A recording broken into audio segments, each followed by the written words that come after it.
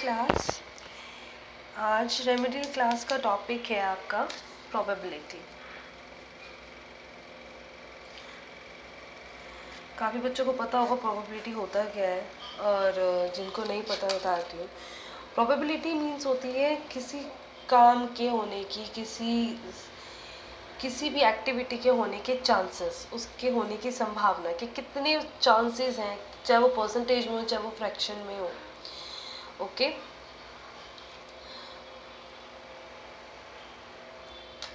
तो प्रोबेबिलिटी के मैं आपको कुछ बेसिक पॉइंट्स आज बताऊंगी आपको, और वो बहुत ही बेसिक पॉइंट्स है। वो मैं इसलिए आपको रेमेडियल क्लास में करा रही हूँ ताकि आपको आगे जब इससे बेसिक आपके चैप्टर शुरू होंगे तो आपको उसके बारे में पता हो कि what are the basic properties of probability, कि कैसे बेसिक प्रॉपर्टीज से हम उसको आगे फॉरवर्ड कर सकते हैं। ओके तो प्रोबेबिलिटी में सबसे मेन होता है, अब जैसे आपको पता है, अगर हम परसेंटेज वाइज अगर देखें तो आपको पता है what is the total percentage always is 100%, right. Total percentage होती है आपकी 100%। उसी से अगर हम कहते हैं, अगर हम किसी चीज़ को 100% ना भी बोले कि हम हमारे इतने परसेंट मार्क्स आए हैं, तो हमें इतना पता है कि इतने परसेंटेज मार्क्स आए हैं आउट ऑफ 100।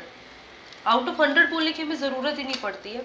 जैसे अगर हम नॉर्मल मार्क्स बोले तो हमें मार्क्स को बताने की ज़रूरत पड़ती है, लेकिन परसेंटेज में हमें ये बोलने की ज़रूरत नहीं पड़ती कि this is the total percentage out of which we got this number.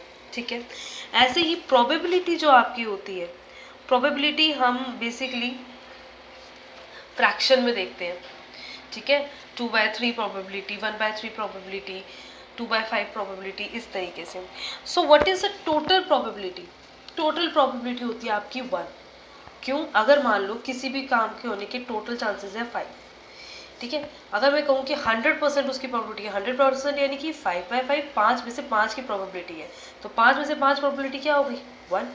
That is why जब भी आप कहोगे टोटल प्रोबेबिलिटी, क्योंकि अगर हमारे पास कोई भी 3 काम है कि हमने एक किसी पर्टिकुलर चीज को हमने 3 हिस्सों में बांटना है, ठीक है, 3 हिस्सों में बांटना है, तो इसके होने की प्रोबेबिलिटी, इसके होने की प्रोबेबिलिटी और इसके होने की प्रोबेबिलिटी, अगर हम ये कहोगे इक्वल पार्ट है, तो ये है हमारा 1/3, ये 1/3, ये 1/3, तो टोटल पार्ट आपका क्या हो गया? 3/3, यानी कि 1। सो टोटल प्रोबेबिलिटी अगर आपसे कोई भी पूछा जाए, अगर आपको कहे किसी चीज़ की प्रोबेबिलिटी, अगर मैं आपको कहूँ हमने कोई एक इवेंट ले लिया, लेट्स से कि हमने एक इवेंट ले लिया, प्रोबेबिलिटी ऑफ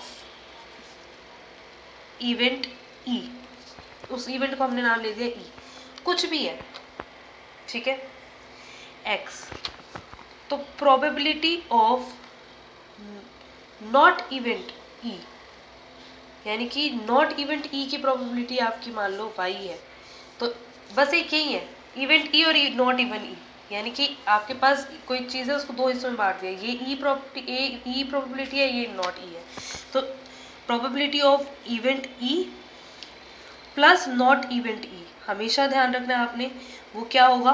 1। Okay, always 1। अगर आपको कोई चीज़ की ये दे दी जाए कि probability of getting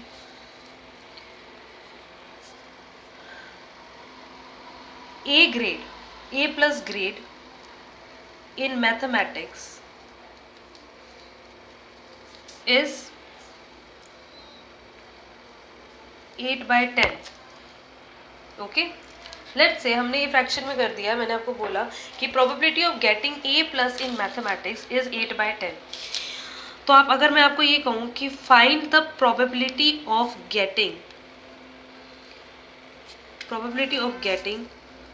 not A+ in mathematics, same question रहेगा, बस इसमें क्या चीज आ गई? A+ की प्रोबेबिलिटी ये है, तो नॉट A+ की क्या होगी? 1। टोटल प्रोबेबिलिटी में से माइनस कर देंगे प्रोबेबिलिटी ऑफ A, राइट, तो आपका क्या आएगा? 1/8/10, तो आपका क्या आ गया? 2/10। वैसे अगर आप नॉर्मल भी देखते हो आपको पता है कि अगर A की प्रोबेबिलिटी 8/10 है तो नॉट A की क्या होगी? 2/10। टोटल पार्ट हमारे 10 है, तो जो बच गए वो नॉट A है, तो वो नॉट A कैसे निकल के आया?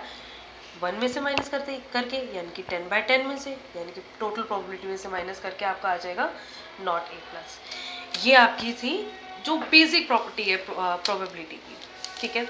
अब एक प्रोबेबिलिटी, अब आपकी प्रॉपर्टी आती है, प्रॉपर्टी क्या आपको बेसिकली सॉल्व करने की, कि जैसे एक नॉर्मल बेसिक क्वेश्चन होता है कि अगर हम एक डाइस, आपको पता है डाइस क्या होती है, जिससे आप लूडो खेलते हैं, जिसके अंदर 1 होता है एक तरफ, 2 होता है एक तरफ, 3 होता है एक तरफ, 4 होता है, 5 होता है और बाकी 6 होता है, राइट।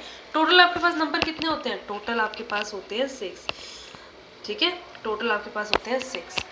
तो अगर मैं आपको कहूँ what is the probability of getting 3, अगर मैं एक डाइस रोल करता हूँ, ठीक है, probability of getting 6, probability of getting 3, sorry I said 3, तो 3 आने की प्रोबेबिलिटी कितनी है? क्योंकि आपके पास ये 6 है, तो ये 6 में 3 हमारे पास कितनी बार आया? 1 बार, तो आपकी प्रोबेबिलिटी ऑफ गेटिंग 3 क्या है? 1 आउट ऑफ 6।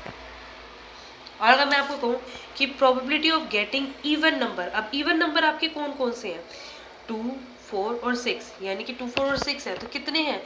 1, 2, 3, यानी कि probability of getting even number कितना है? 3 आउट ऑफ टोटल, यानी कि 6। इस तरीके से आपने निकाली है प्रोबेबिलिटी, ठीक है। और अगर मैं ये कहूँ कि अब जैसे इसी सेम क्वेश्चन में आपको मैं ये कहूँ कि अगर दो डाइस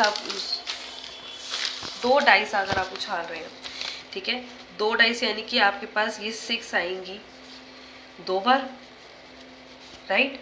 2 डाइस आप उछाल रहे हैं, तो टोटल हमारे पास कितनी हो गई? टोटल आप कहेंगे कि हमारे पास 6 और 6 12 हो गई, लेकिन चांसेस इस तरीके से नहीं है, क्योंकि चांसेस आपके पेयर बन जाएंगे, एक में 1 आया तो एक में 1 आया, एक में 1 आया तो 2 आया, 1 और 3, तो इसी वजह से टोटल आपकी कितनी हो जाएंगी?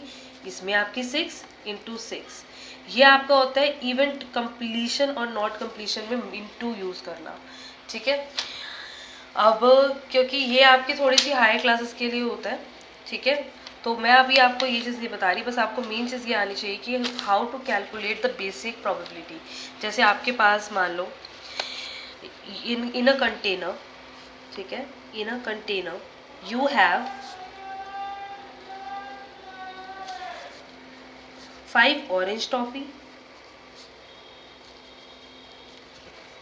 7 mango toffee, 8 coffee toffee and 10 milk toffee, ठीक है। अब नॉर्मल आपका क्वेश्चन है, आपको सबसे पहले क्या निकालना है? टोटल, क्योंकि हमेशा आपको टोटल कहाँ लिखना होता है? डिनोमिनेटर में। डिनोमिनेटर में आपका हमेशा टोटल आता है when you calculate the probability. अब टोटल निकालने के लिए क्या करोगे? सारी टॉफीज को प्लस कर दोगे कि how much total toffees are there, 5, 7, 8, 10, जब आप इनको प्लस करोगे तो आपको पता है आपको कितना आएगा, ठीक है। जब आप इनको प्लस करोगे, अब मैं आपको क्वेश्चन जैसे देती हूँ, what find the probability of getting, कि उसकी चांसेस कितने हैं, प्रोबेबिलिटी कितनी है of getting 2 mango toffee, okay. 2 mango toffee निकालने की आपके चांसेस कितने हैं, ठीक है। अब 2 मैंगो टॉफी है तो 2 में फिर से वो मल्टीप्लाई वाला केस आ जाएगा, लेकिन वो फिलहाल आपके सिलेबस में इतना है नहीं। पर आपको अगर मैं कहूँ probability of getting 2 mango toffee, तो सबसे पहले आप 1 मैंगो टॉफी निकालोगे। 1 मैंगो टॉफी की प्रोबेबिलिटी क्या होगी? 7 डिवाइड में टोटल, ये पहली प्रॉपर्टी हो गई, इनटू, अब मैंने आपको इनटू का थोड़ा सा बताया, सिर्फ आपने ये चीज़ ध्यान रखनी है, आपने सिर्फ ये चीज़ देखना है कि 7 बाय टोटल आना है या 8 बाय टोटल आना है या क्या। अब दूसरी बार भी आप निकालोगे तो आपको पता है 7 में से एक टॉफी कम हो चुकी है, तो अब 7 में से कितना रह गया? 6 मैंगो टॉफी, और टोटल में से भी एक माइनस हो चुका है, क्योंकि हम ये पहले निकाल चुके हैं। ये होता है मल्टीप्लाई वाला केस। अब नॉर्मल अगर आपके पास क्वेश्चन है what is the probability of getting, कोई नंबर नहीं दे रखा कि कितनी टॉफीज निकालनी है, what is the probability of getting milk toffee, तो आप कैसे निकालेंगे? Probability of getting milk toffee is equal to number of milk toffee divide में टोटल नंबर, ये होता है आपकी probability of getting milk toffee. तो नंबर ऑफ मिल्क टॉफी कितनी है? 10 बाय टोटल, जो भी आपका होगा, चाहे वो 100 हो, चाहे मैं इसके अंदर ऐड कर दूँ लाइक 2 चॉकलेट्स, ठीक है, मैंने 2 चॉकलेट्स ऐड कर दी, तो इसके अंदर टोटल में भी आपके 2 ऐड हो जाएंगे, उसी हिसाब से आपको क्वेश्चन चेंज हो जाएगा, यानी कि टोटल में इफेक्ट आ जाएगा। आपको नॉर्मली प्रोबेबिलिटी इस तरीके से निकालनी है, क्योंकि this is the basic of doing the probability question. अगर आपको ये चीज़ आ जाएगी तो आगे आप प्रोबेबिलिटी क्वेश्चन ईजिली कर सकेंगे, ठीक है। तो ये प्रोबेबिलिटी के आप क्वेश्चंस अपने डे टू डे लाइफ में भी यूज़ करते हैं, ठीक है। तो ये चीज़ आपने ट्राई करके देखनी है, ठीक है। लाइक अगर आपके पास 3 पेयर ऑफ शूज़ हैं, ठीक है, पेयर 1, पेयर 2, पेयर 3। अब आपको कहीं जाने के लिए आपको इन तीनों में से कोई एक शूज सिलेक्ट करना है, तो what is the probability of getting second? आपको पता है ये 3 में से आपको एक चुनना है, तो उसकी प्रोबेबिलिटी 1 है। लेकिन अगर आप ये कहते हो कि मेरे को थर्ड वाला ज़्यादा पसंद है, थर्ड वाले की चांसेस 20% ज़्यादा है, तो आप क्या करोगे, 1/3 में प्लस 20% करोगे। वो हिसाब भी अलग से बताऊंगी। लेकिन अगर आपने कोई भी बायसनेस नहीं है, इक्वल करना है, हेड आपको कोई कॉइन टॉस करना है, आपको हेड या टेल लाना है, हेड आने की प्रोबेबिलिटी क्या होगी, 1/2, क्योंकि टोटल क्या है, टोटल प्रोबेबिलिटी या तो हेड है या टेल है, यानी कि टोटल 2। उसमें से हेड कितनी बार आ सकता है, एक बार, और टेल कितनी बार आ सकता है, वो भी एक बार। प्रोबेबिलिटी ऑफ टेल ये, प्रोबेबिलिटी ऑफ हेड ये, और इन दोनों के अलावा कुछ आ नहीं सकता, तो हम टेल को नॉट हेड भी कह सकते हैं और हेड को नॉट टेल भी कह सकते हैं। और इन दोनों को प्रोबेबिलिटी को प्लस करोगे तो क्या आएगा, 1/2 प्लस 1/2 1। ओके, अब जैसे मैंने यहाँ पे एग्जांपल लिया, इनकी सबकी प्रोबेबिलिटी 5/टोटल, 7/टोटल, 8/टोटल, 10/टोटल, जब आप इसको करोगे तो उन सबका टोटल करोगे तो प्रोबेबिलिटी आपकी आएगी 1 ऑलवेज, ठीक है। तो ये बेसिक प्रॉपर्टीज आपने ध्यान रखनी है, और ये क्वेश्चंस आपने एक तरीके से अपने आप थोड़े से एग्जाम्पल्स अपनी हॉलीडे होमवर्क में आप ये चीज़ भी ट्राई करेंगे, ठीक है।